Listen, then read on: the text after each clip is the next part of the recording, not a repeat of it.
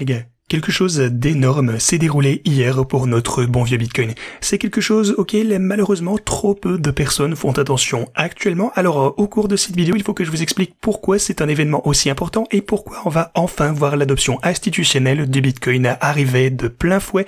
Et lorsque ça va se produire, le Bitcoin va exploser bien plus haut évidemment. Donc aujourd'hui j'ai des choses super importantes à aborder au cours de cette vidéo. Assurez-vous de la regarder du début jusqu'à la fin. Alors bienvenue à tous, je m'appelle Maxime et je vous apporte chaque jour des nouvelles vidéos en français sur les crypto-monnaies en vous apprenant comment vous faire de l'argent sur ce marché. Si vous êtes nouveau sur cette chaîne, alors soyez sûr de vous abonner et d'activer la cloche dès maintenant.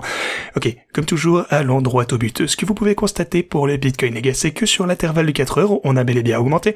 On a essayé de dépasser la boîte orange, on n'a pas réussi à le faire, et au lieu de ça, on a eu un pullback. D'ailleurs, si vous regardez le journalier, eh bien, vous pouvez constater que sur cet intervalle également, après avoir eu 4 chandelles vertes d'affilée, maintenant, on est au cours d'une chandelle rouge. On va voir un petit peu comment ça va pouvoir se clôturer, mais pour l'instant, eh bien, on a toujours du mal à franchir cette fameuse boîte orange et c'est de résistance importante sur l'intervalle journalier. Alors, si vous regardez la tendance plutôt en général ici, sur l'intervalle de 4 heures cette fois, la tendance semble toujours intacte, on est toujours en mode bullish parce qu'on a toujours ce canal, eh bien, qui n'a pas trop changé, qui ressemble un petit peu à ceci, pas vrai? Donc voilà. Ceci, ça se présente toujours pas mal, donc on verra bien. Est-ce qu'on va finalement franchir la boîte orange? Est-ce qu'on va venir retester le support? Je pense que ce n'est qu'une question de temps avant que ça ne se produise de toute façon, avant qu'on ne repasse à la hausse. Pour le moment, ça se présente plutôt pas mal. Si vous regardez l'intervalle journalier, ou dans ce cas plutôt celui de 2 jours, eh bien vous pouvez voir qu'on a toujours une résistance importante ici aux alentours des 65 000 $, alors soyez à l'affût de ceci. Il faut que je passe en revue quelques autres niveaux de résistance ici rapidement, avant que je vous parle du gros événement qui s'est produit hier, et pourquoi c'est quelque chose qui mérite toute votre attention. Donc, pour commencer, sur l'intervalle journalier, vous avez les moyennes mobiles. Vous pouvez constater qu'on s'est fait rejeter exactement au niveau, eh bien, à propos duquel je vous avais averti. Donc, la moyenne mobile de 200 jours, c'est une moyenne mobile en mauve ici. Donc, ça nous a rejeté, non, pardon, en vert.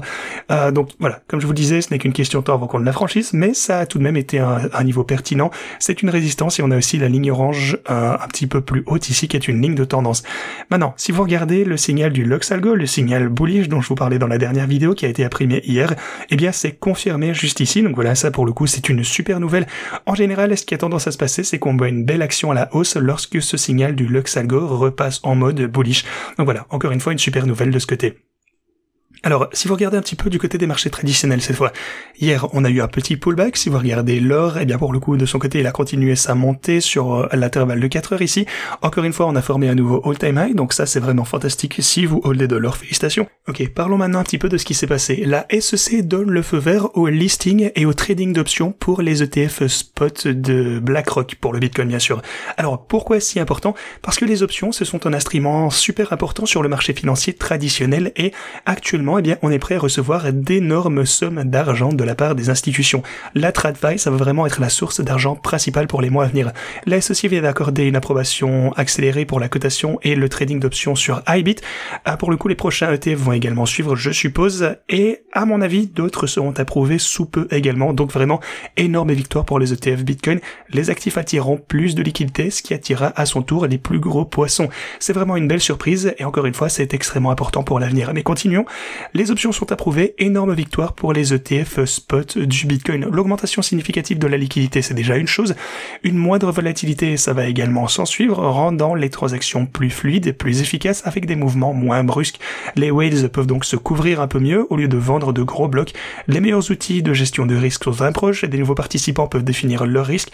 Tout ceci équivaut à plus de participants sur le marché, plus d'investisseurs institutionnels et plus de traders retail qui renforcent encore la confiance du marché et renforce les marchés sous-jacents. Ça déjà c'est une énorme nouvelle en soi, mais on va continuer.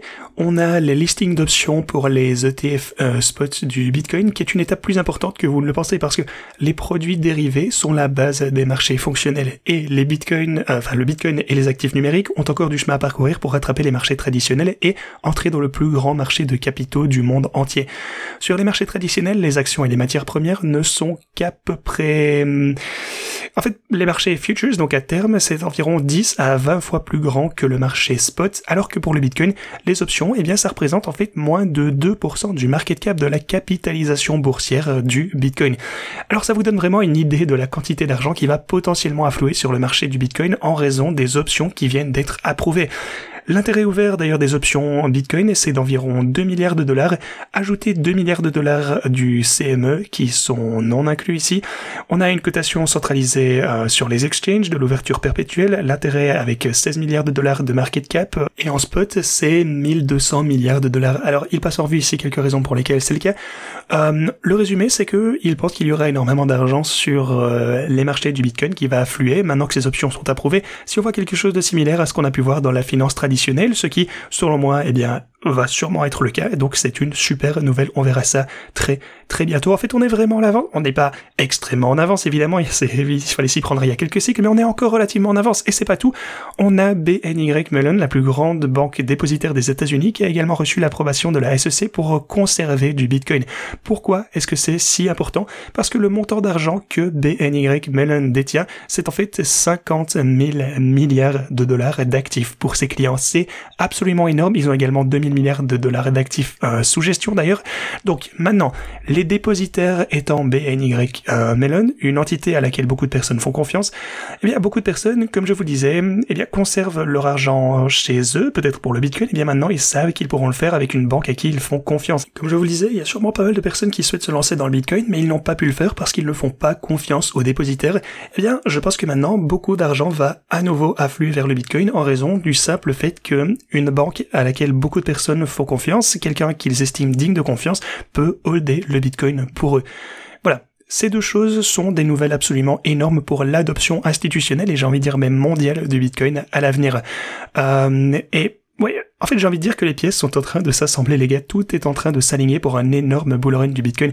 Et c'est pourquoi je vous le disais, si vous n'avez pas encore, préparez vos bags, en fait, si vous n'avez pas chargé vos réserves de Bitcoin, alors ce n'est pas un si mauvais moment pour y réfléchir, à mon avis, et également pour les altcoins aussi. Je sais que c'est vraiment un sujet qui vous passionne, alors que le Bitcoin va recommencer à monter de plus en plus rapidement, les altcoins vont également exploser, relativement vite. De plus en plus de personnes vont chercher à prendre davantage de risques avec les autres projets.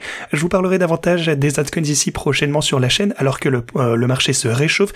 Je vous parlerai des projets qui m'intéressent, ce que je fais sur le marché des altcoins. Alors voilà, j'espère que vous allez pouvoir suivre cette vidéo également. Alors deux autres petites nouvelles que je voulais vous partager également, c'est que l'épargne nette des ménages, des entreprises et du gouvernement aux États-Unis en pourcentage du PIB est négative depuis 6 trimestres consécutifs. Qu'est-ce que ça signifie? Eh bien, en d'autres termes, les Américains produisent beaucoup moins qu'ils ne consomment et, grosso modo, ils sont à court d'épargne, ils sont fauchés en quelque sorte.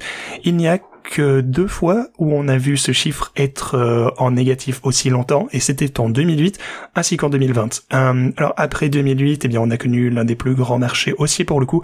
En 2020, on a également connu l'un des plus grands bull market de l'histoire. Pourquoi? Parce que pour sauver l'économie, pour stimuler l'économie, la pression monétaire, c'est toujours l'outil que la Fed va utiliser, et les injections de liquidités sur le marché, ça va faire monter tous nos bags, tous les actifs à risque en fait vont exploser. Voilà. Tout ça, c'est vraiment une super nouvelle. Finalement, je voulais vous parler de ceci en vitesse aussi. La Banque du Japon a maintenu son taux d'intérêt à 0,25%, donc pas de panique de ce côté non plus. Les nouvelles d'hier, tout ça, c'était absolument génial. En fait, on pourrait pas rêver mieux. Ok, ceci étant dit, j'attends vraiment de voir ce qui va pouvoir sortir des marchés des cryptos à l'avenir, et j'ai vraiment hâte de voir ce que l'avenir nous réserve. Ceci étant dit, c'est plus ou moins tout ce que je vais pour vous aujourd'hui, même si ça ne peut pas vous sembler comme une énorme nouvelle en fait que les options soient approuvées ici par la SEC, c'est certainement quelque chose qui va être un gros catalyseur à l'avenir, et ça ajoute tellement de liquidité au Bitcoin et de la confiance aussi au niveau des banques, etc. Voilà, ça va vraiment être énorme, l'avenir s'annonce bien. Merci d'avoir regardé, moi je vous dis à la prochaine.